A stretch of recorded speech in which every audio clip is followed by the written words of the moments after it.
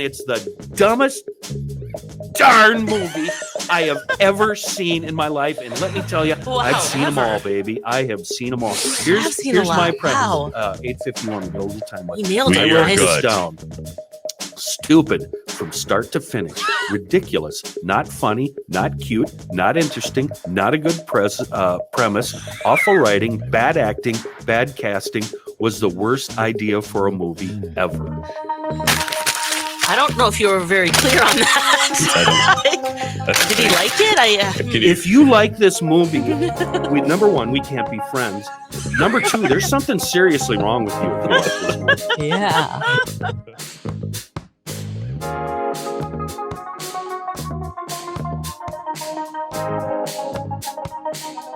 It's time for Forced Movie Review.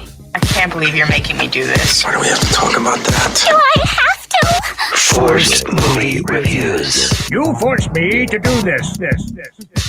Kenny? This is the worst piece of crap that's ever been put on celluloid. Seriously. And I just looked up Wikipedia. I just opened up the page to read about it. It was written by Josh Goldsmith, Kathy Uspa, and directed by Gary Winnick. I have no idea who those people are, but I certainly hope they're not working in film and writing anymore, because this movie should have killed their career. Wow. What a piece of crap. And I have to preface this with, I will watch a Should you movie. tell what the movie is, Kenny? Your vitriol is so front loaded. I'm off and running. I'm just off and running. 13 Go see going Biscuit. on 13 going on 30, starring not James Garner's daughter, and a woman, Jennifer. a woman I really, really love, Judy Greer. I've always been a huge fan of Judy Greer. She's really seriously talented actress and voice actor. Did I just say actress? I'm sorry. Anyway, about in this film, like I was did going to she say, nail it? I will watch a movie about teen angst. I can sit through them, and some of them are really good. Heathers, great movie. Yes. Mean Girls, wonderful movie. There's some awful movie that Julia Stiles is in with a guy that's now passed away. And she's a high school. 10 Things I Hate About You. About You, yeah. I didn't mind that movie. So I can watch these movies.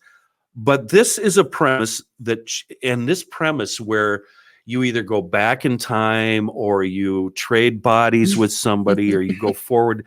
This is a premise that never should have existed in Hollywood. It's been done over and over again, and it's the dumbest premise I've ever seen. And with this one, we've also seen this one before. Boy loves girl. They're best friends. Girl doesn't recognize that the love of her life is right in front of her, right? So that's what this is. It's a combo platter. Whoever plays the young Jennifer Garner hates herself. She's 13. She's awkward. You know how we are when we're 13. We hate ourselves. We're awkward. We have zits and braces and all this, and the people we love don't notice us. Yeah. So she's got no self-confidence, and she wants to be with the in crowd, the Heathers crowd, right? Yes. And the Heathers crowd, of course, what do? They make fun of her, they mock her, they use her. And somehow early on in the movie, the awkward girl, not James Garner's daughter, throws a party at her house. All the Heathers show up, and her best friend, this Matthew dude, the young, what's his name? The young Mark Ruffalo. And there's some game you play when you're a teenager. You go in a closet, you put on a blindfold, and some dude will come in. It's like 5 minutes in the closet, or that's all I needed. Something like 7 minutes of heaven. Yeah, it's something like that. Yeah. So she goes in there not realizing. I mean, how do you not realize you're about to get played? How can you trust anybody as mean as these Heathers? Anyway, she goes in there, puts the blindfold on. Meanwhile, they grab all the food at the party and they split, and they send in her best friend, who's this awkward kid, Yeah. she opens up her eyes, walks in, she freaks out, she starts crying, she kicks him out of the house. She sits down on the floor in the closet and starts repeating over and over again, I want to be 30, flirty, and thriving. And she does this over and over again, falls asleep. And what do you know? The next thing Kenny, you know, what does she say? I want to be 30. I want to be flirty and thriving. 30, flirty, thriving. And at this point, I'm just like, oh my God, lightning, please, the end of the world, anything. Just take me. Jesus, call me home. Please, right now.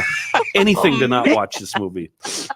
Anyway, she wakes up as a 30-year-old. Not James Garner's daughter. She wakes up. And of course, this is where the hilarity is supposed to really kick into overdrive. Things are really supposed to get funny because she wakes up and there's some naked dude in her apartment, doesn't know him. By the way, the guy that played the naked dude was a hockey player. And I think they hired this guy because they couldn't get Paul Rudd because he's doing a Paul Rudd impersonation. Anyway. Oh my God. Yeah. It's really lame. Anyway, I got to refer to my notes.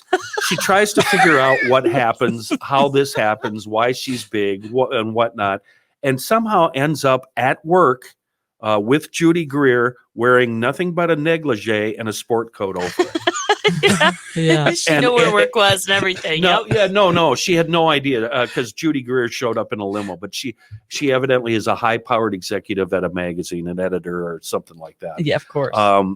But and you can see they were really going for the funny, and every single scene fell flat. As a matter of fact, every scene is more painful than the last scene.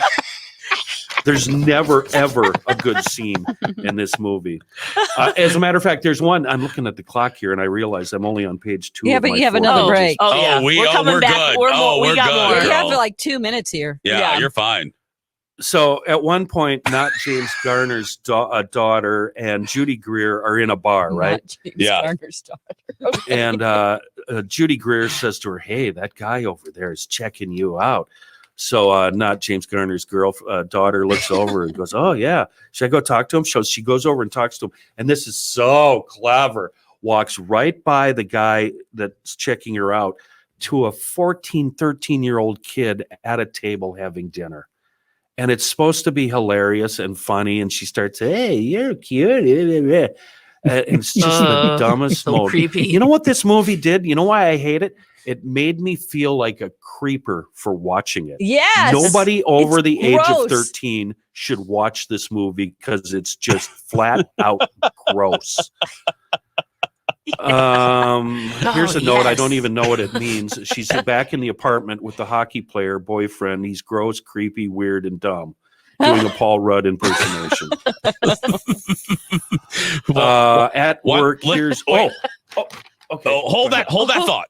Hold that thought, because you just had an O. So whatever, keep that revelation, keep that revelatory moment to yourself right now about 13 going on 30. If you just tuned in, this is Forced Movie Review. Kenny watches the Academy Award nominated 13 going on 30 with not James Garner's daughter, Jennifer Garner. That's right. Yep. Jennifer Garner. That's what her name is. Kenny for years thought Jennifer Garner was the great James Garner's daughter, but she's a fact. Hold it against her. She is not. She's not related to Rockford Files at all. Kenny is in the middle of reviewing, using his 4 pages of notes, the Jennifer Garner classic. 13 going on 30 for Forced Movie Review. Before we return to Kenny's final 2 pages, you've got mail. We're getting stern reaction from our myTalkers on social media. Smiley Smitty writes to Kenny, OMG, Kenny, you're totally overthinking it. Heartbroken emoji, heartbroken emoji, heartbroken emoji. Panda writes in, side note to Kenny's new favorite movie, Brie Larson was also in it. Yeah, she was one of the mean girls, I think, right? That's right. Another myTalker writes to us, oh my God, Kenny, I love that movie so much. What is wrong with you? So there we go, People Kenny. always say that to me. Don't worry, Kenny. They say that to me about all these romantic movies, Jason. Don't worry. Oh, yeah, There's we a all lot get of those messages. Yeah. There's a ton of stuff wrong with me. I thought that was obvious. Did you like anything about this film, Kenny? No, not one thing. Wait. Yes. There was 5 seconds that I really enjoyed. And I'll get to that. Okay. And I'll try to be quick here. You're fine. When we last spoke, we were ending. I've divided this movie into 2 halves. Okay. So we're approaching the end of the first half, where she's at work, where amazingly she can just, not knowing what she did for a living at 30, can slide into this high-powered position as a magazine editor and go to work. And she hears who she thought was her best friend, Judy Greer, who is also one of the mean girls, bad-mouthing her behind her back. Oh, God. She freaks out, and she goes to find her childhood friend, Matthew, who's played by Mark Ruffalo, and she learns more and more that she's a really, really bad person. She has turned into a mean girl in her personal life and at work, and everybody hates her and says bad things about her behind her back. She goes to her parents' house, whom she had lost contact with because she's awful, and reconnects. And then we go on to part 2. The new, not James Garner's daughter, NGJD, decides that she's going to make amends and be a really, really good person.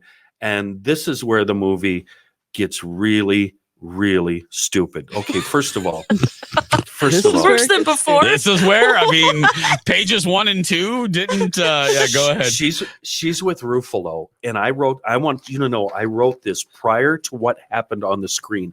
I knew what was going to happen, so I paused it and I wrote it down. Oh, I wrote, they finally kiss, meaning her and Ruffalo, and then, surprising plot twist, things go wrong. Guess what? That's exactly what happened. Turns out Ruffalo, and this is the plot twist that really, I'll watch a rom-com movie. I'm not like Don. I don't mind them. What I hate about them is every single rom-com follows the same formula. Yes. Guy meets girl. They fall in love, things go wrong, they hate each other. At the very end, they get back together. And that, in a nutshell, is what happens in the second half of this movie. Ruffalo turns out, he's engaged to be married. His fiance shows up. And then not James Garner's daughter hires Ruffalo, because he's a photographer, to shoot a piece for the magazine that they're going to rework, blah, blah, blah. It's really dumb and boring. Anyway, Judy Greer, who she thought was her best friend, tells Ruffalo a lie. That cements the fact that they can't get together and something goes wrong. And here's the best part. Not James Garner's daughter is going to go to Mark Ruffalo's wedding and see him before he gets married, right? Yeah. She gets into a cab, and who's driving the cab? The O-face guy from the movie Office Space. Have you seen The Office Yes. Space? I'm going to be showing her my O-face. Oh. Remember that knucklehead? Yeah. That knucklehead has a 10-second scene in this movie. And I smiled and laughed and applauded. It was awesome. But seriously, he's only on for 10 seconds. And then finally, let's see. Not James Garner's daughter goes to Ruffalo's place to talk to him before his wedding. Something stupid. And all of a sudden, yes. All of a sudden, out of the blue, not James Garner's daughter is transferred and transformed back into a 13-year-old girl. Time She's in the closet the night of the party. And the young Ruffalo comes in. She jumps up and kisses him. And everything is fine, and they run off together. And then all of a sudden, we flash back to her being 30, and she's happily married to Ruffalo, and roll credits. And it's the dumbest darn movie I have ever seen in my life. And let me tell you, I've seen them all, baby. I have seen them all. Here's my premise. 8:51. We got a little time left. You nailed it. I wrote this down. Stupid from start to finish. Ridiculous. Not funny. Not cute. Not interesting. Not a good premise. Awful writing. Bad acting. Bad casting. Was the worst idea for a movie ever. I don't know if you were very clear on that. Did he like it? If you like this movie, number one, we can't be friends. Number two, there's something seriously wrong with you if you like this movie. Yeah. Yes. And who are the people in Hollywood that green lighted this? And I kept thinking, over and over and over again. Yeah. You know, when you pitch a movie, you've got to make it a 5-10 second pitch. What do you think the pitch was for this movie?